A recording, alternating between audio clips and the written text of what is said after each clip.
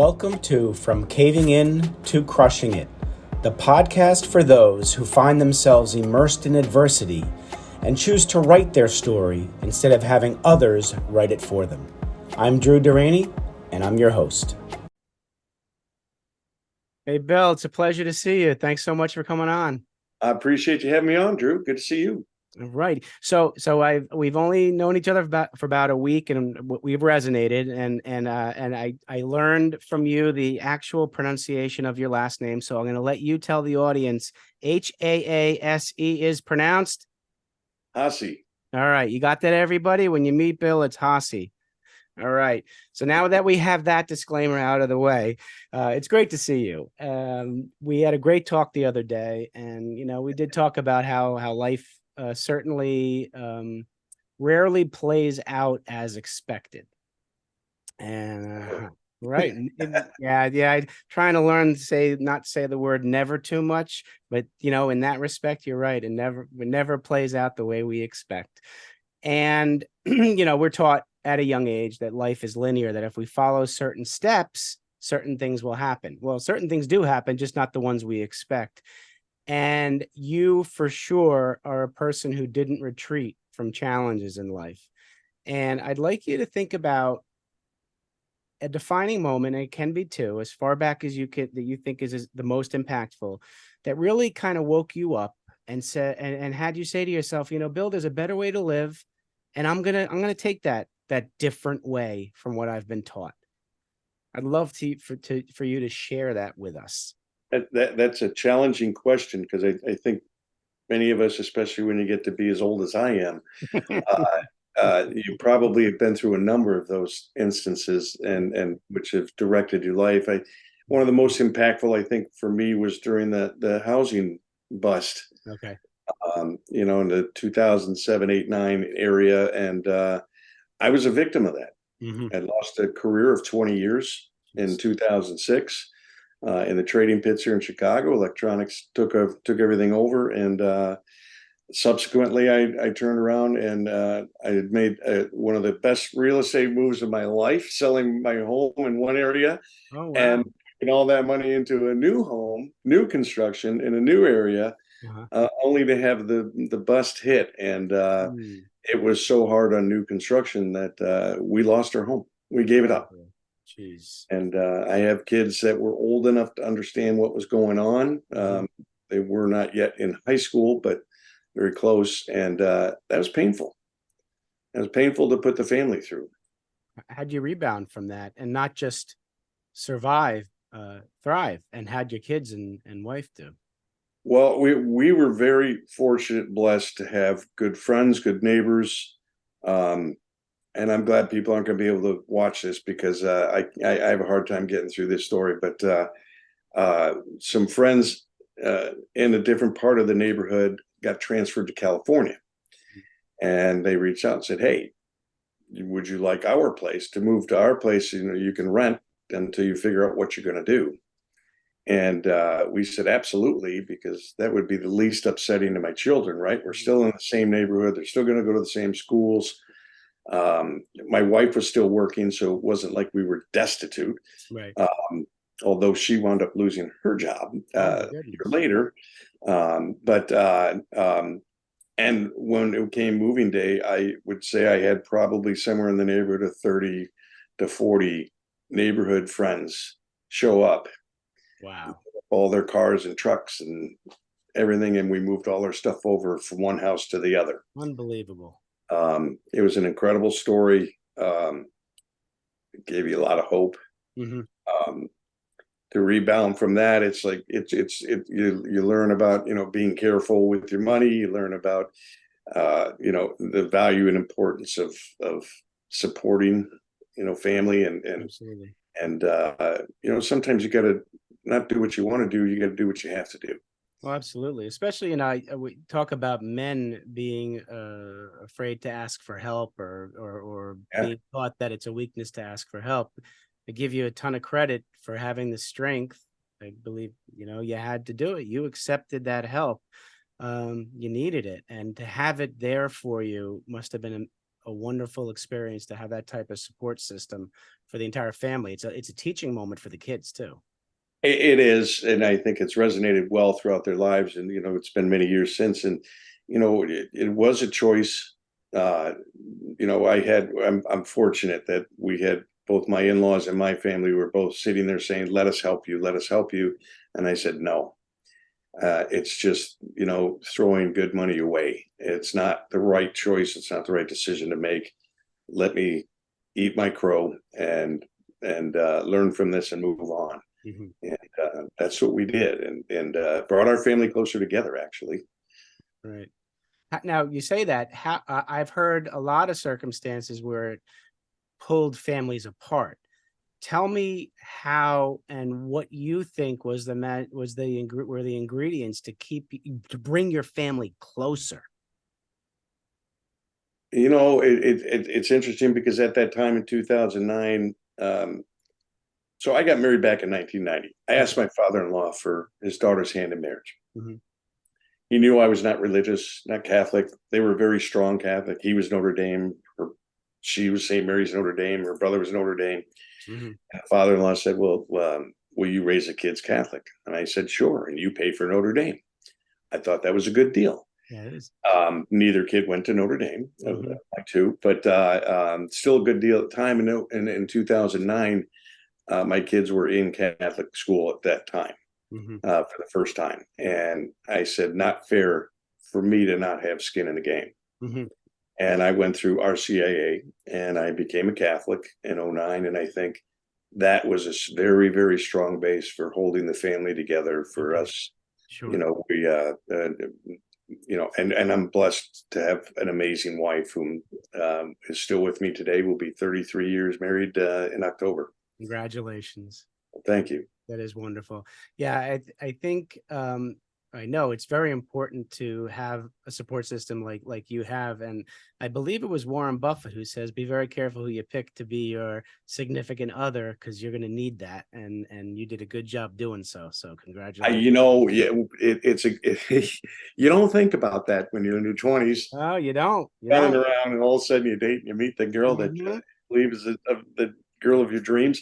Yep. And you don't necessarily mentally think that through, right? Because at that point it's more of an emotional drive, and there's something inherent there as well. There's something more than just the good looks that's driving you to a person, right?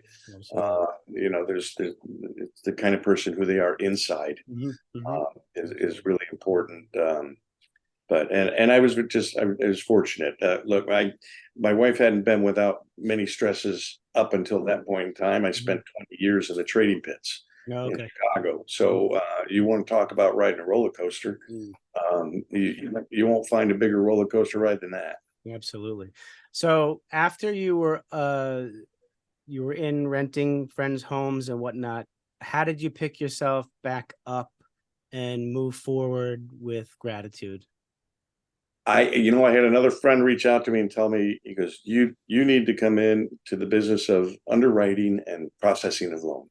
Oh, wow. Okay. This guy was the head of Morgan Stanley. He ran about half the country for Morgan Stanley in their residential loans, very high level loans. He said, you get some experience, I can bring you in. I made an effort. I put 4 years in working with Chase Bank and Bank of America, and I was top 5% producer for Bank of America. But I hated it. Yeah. I hated it. I hated the corporate life, the corporate world. After 4 years, I told my boss I quit, and he's like, what's wrong? And I said, I can't do stupid anymore. I've been an entrepreneur my whole life, and that's who I am and what I am. And I said, I don't know what I'm going to do, but I'm going to, and I wound up getting back into the financial world and financial advising, because at this time that world had shifted to where it was really more focused on clientele than picking pockets of clientele. So I thought that was great, but the lesson I learned was people just weren't financially illiterate, and it was very difficult to advise people on their portfolios and such, because they really had no idea what you were talking about. Right. They didn't have that foundation, that literacy. Yeah, and then that entrepreneurial came out of me. I was mentoring some kids at a high school here in the incubator program, to help them understand how to build their own business. I have a radio show that all it is for 3 years is teaching people how to go from building a business from concept to success. Right. So I had a lot of experience with that, and it just clicked one day, and I said, I got to develop a financial literacy program and an entrepreneurial program, and I know it could be for everybody, but let's target a market, because that's what you have to do when you start a business. You can't go after everybody; you'll catch no one. Right. Right. So we're going after juniors and seniors in high school to begin. Okay. Wonderful. So we're developing a program and a business, a company for that right now. Oh, congratulations on that. It's much needed in our society. And I'm Thank sure you have aspirations that once you kill it and make this go, you're going to go for the younger kids so they can understand at a younger age the value of Yeah, money. I mean, we already have designs to go for the You do? college kids to Okay. teach them a little bit different, like things like how to buy a home. Right. My own son at 29 years old came to me, 27 years old came to me and said, Yeah. you know, he 2 weeks after he got married, and then the condo they were living in, the owner said, I'm selling, you have first rights to buy, otherwise it's going to be gone in 3 months. Wow. And he called me and said, I have no clues who to even call. And fortunately, I had a little bit of experience in that world. So, and then we want to go down to sixth or seventh and eighth graders. Okay. Because Yeah. people don't understand that you really need to start thinking about college in eighth grade. Right. And so there's different aspects at different levels of life. But the reality is we're also global.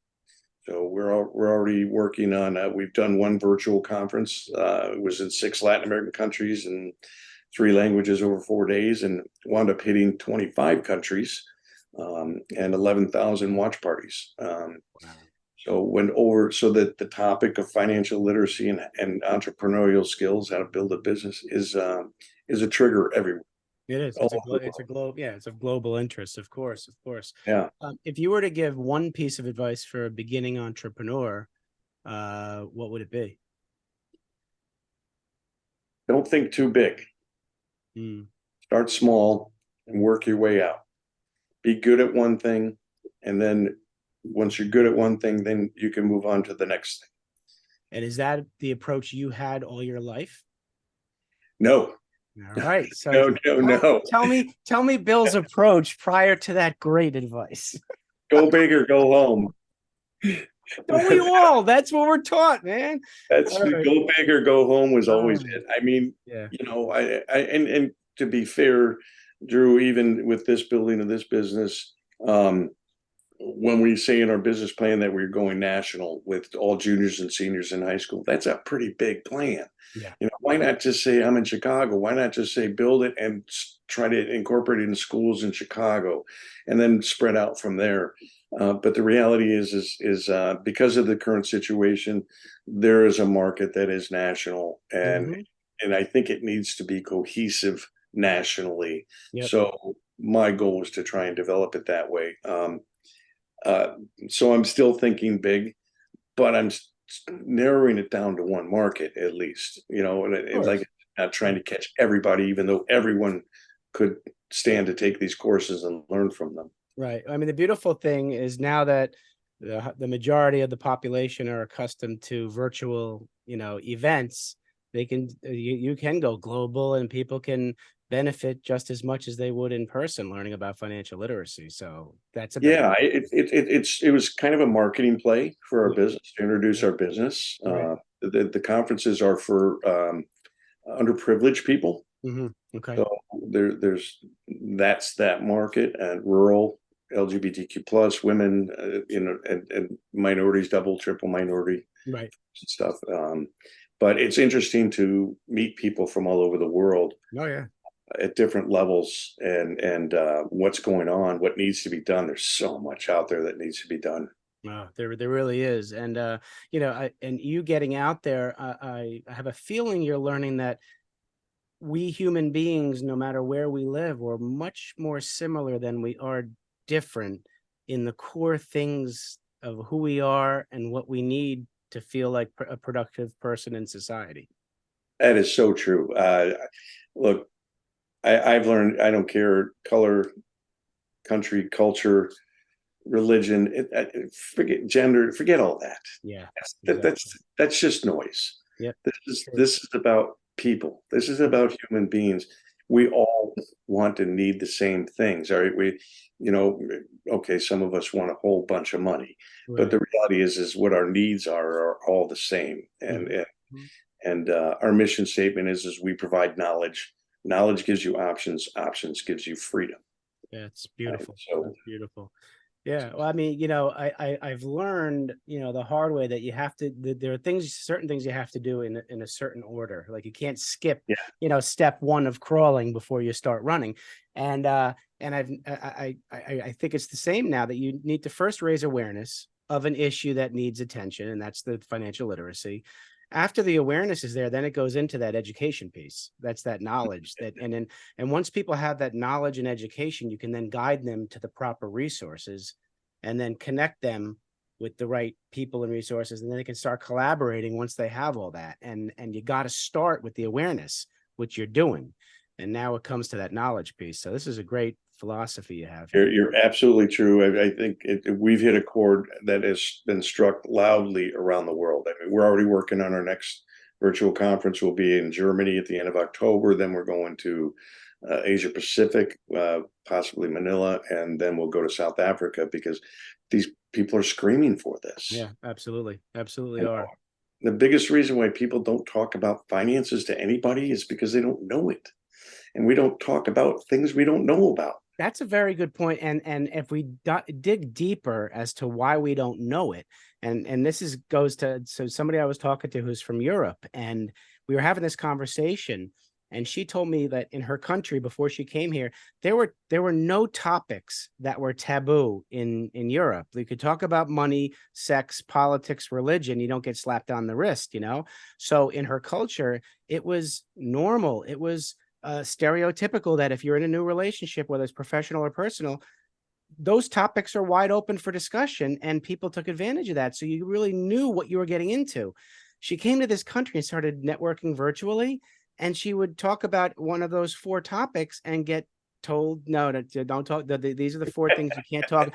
And she's like, well, and then, so I said to her, I'm like, it's no reason that our divorce rate is so high in this country. We're telling people, don't talk about the 4 most important things to talk about in a relationship, the things you don't want to be surprised about in the middle of your relationship. So there's something to that where we need to take off, take the labels off and the restrictions and the limits off, and let us be authentic. No topic should be off the table to discuss, because we all can learn from other people's experiences.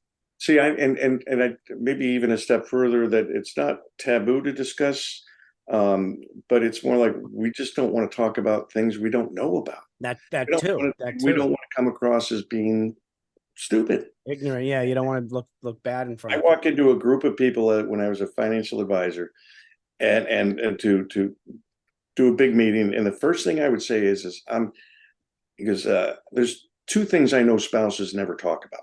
It's money and sex. And I'm here to help you with one of those. That would break the room up, right? At least somebody might then relax a little bit and learn something, instead of being there, because typically when somebody's there in a room listening to a financial advisor, all they're waiting to hear is, what's he trying to sell me? Yep. Yeah, unfortunately. And we put the walls up because nobody likes to be sold. Everybody loves to buy, nobody likes to be sold. So I try to break it up, and I say, it's true. And because spouses don't talk about money, and I've experienced this many times over talking with couples, but because they don't talk about it, they don't talk to their kids about it. Yeah, that's true. It perpetuates, right? Generations and generations. Well, guess what, folks? It's just too important a subject that it needs to be addressed as early as possible. Absolutely. And, the whole financial literacy piece, there's a foundation knowledge that we need, and then we need to then build upon a strong foundation. And a lot of stuff changes up here. The foundation doesn't change. So if we don't have that foundation, though, then that heavier stuff's going to collapse. And I think that's the key you know, you don't want to keep learning the old stuff from our or the generations past, because it's not going to fly right now. I will tell you that learning what the capital of all 50 states was has done me no good in life. If I Me didn't neither. learn about money and how money works, I Right. would have been much better off at a much earlier age. I agree. And as far as back as I can remember, I remember being in middle school, and it was fifth grade where we first started changing classes rather than just being in the homeroom all the time. And my middle school was kindergarten through 8. And when I was there, which was in the late 70s, early 80s, we had shop and we had home ec.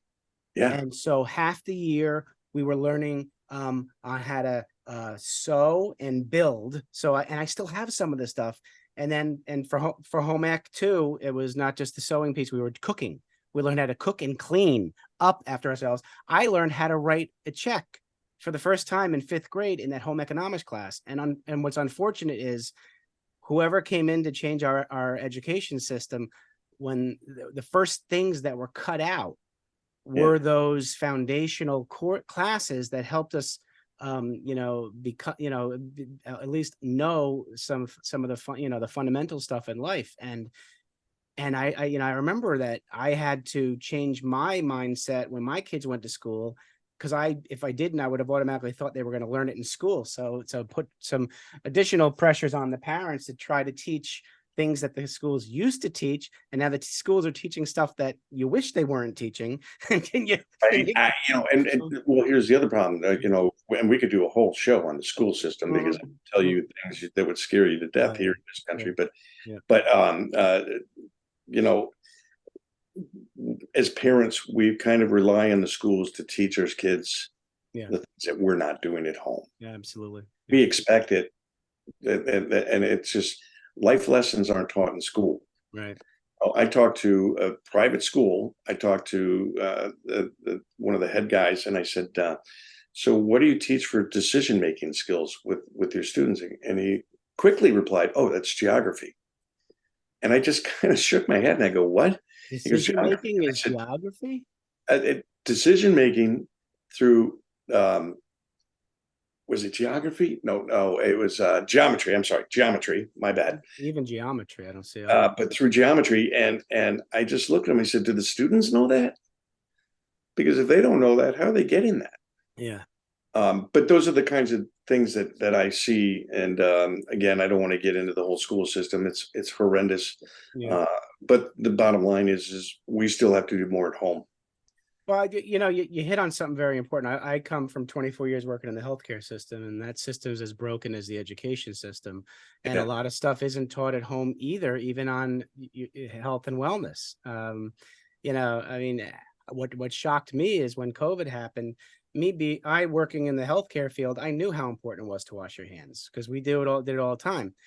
To see people get surprised, like, first thing I should be doing is wash my hands with a pandemic. It's like, what are you doing in the bathroom when you leave? It's like, in a restaurant. But I mean, it's those kind of things that there are certain things that must be taught at home when you're at a young age, because 50% of our belief system is formed by the age of 7 years old. And where are we getting that from? Well, look, we're taught as men, we don't ever go see a doctor. No. We can take care of ourselves. Yeah. We're all good. The apple a day keeps the doctor away, right? Just eat your apple. I'm coming up on 62 years old, and I do not have a personal care physician. Well, we got to get on you, man. You got to take care of yourself. Come on, Bill. Yeah. Jeez. But Bill, that's our generation. Yeah, it is generational. We got to change that. I could talk to you all day. I got two final questions. Do you want to talk more about what you're doing now with the radio show, or we kind of got to that? I want to give you. I pointed out I have a radio show that teaches you how to build a business from concept to success. The one thing I point out is we did just sign with iHeartMedia. Congratulations. So we're working out the details in that, but I will soon be on 12 of their platforms. Congratulations, Bill. I knew you had something to tell us, and it just hit me to open that up again. Okay, here are the last two questions. The first question is, you're sitting down with young 7 to 10-year-old Bill, and you want to give him advice about life. What are you going to tell him? Great question. I would tell him focus. focus on life. Focus on the things that you enjoy, you appreciate in life. Focus on your work. Focus on your relationships. Pay attention. Same kind of focus. We get so distracted by the next new shiny little thing that comes across our path that it takes us in so many different directions we don't need to go. We waste so much time and effort. Yeah.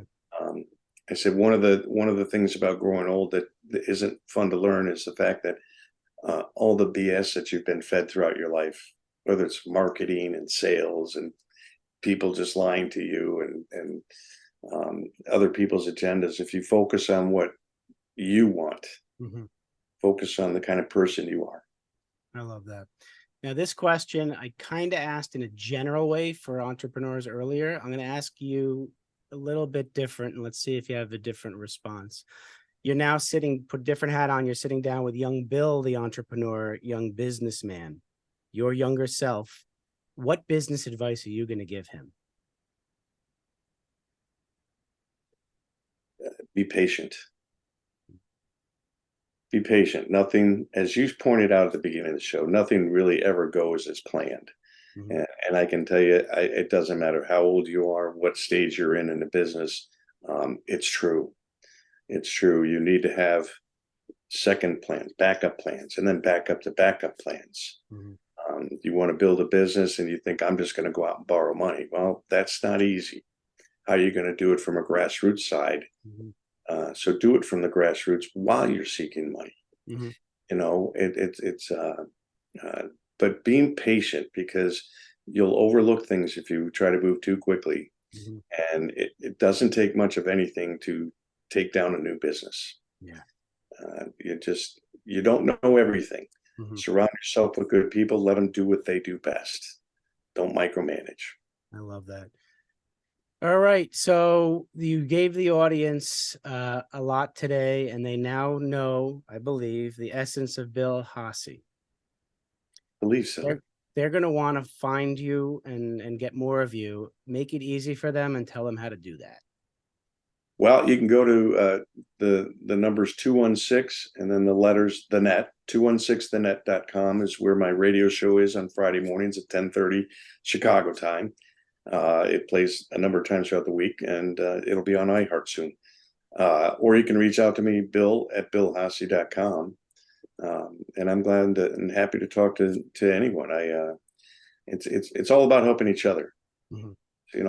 One really important thing you need to be in life is humble. Yes. In your personal and your professional life. Don't get a big head. Trust me, it won't last long and it won't work. That's great advice. So, Bill, I want to thank you for coming into my life. I have to thank Jack Gillet for the introduction. You're a great man. You're doing great things. Don't change who you are and keep writing your own story, my friend. We need you. Thank you. And don't forget to let everybody know you're going to be on my show on August 18th. I am so looking forward to being on your show August 18th. I really am. Thanks so much. Thanks so much for your time, Drew. I really appreciate it. My pleasure. Be well, everybody. Thanks so much for listening. If you enjoyed the episode, please subscribe and give us a review to help others find it. I'd like you to answer this question. Are you living the life you want to live, or are you living the life others want you to live? I'd like you to think about that for a second, because I strongly suggest you live the life you want to live. If you want to learn more about what I stand for and my services and how I'm able to help many men get out of their own way, please go to my website at www.profitcompassion.com. Feel free to also email me at drew@profitcompassion.com. I'd love to have a conversation with you. Take care of yourself and choose to write your own story instead of letting others write it for you.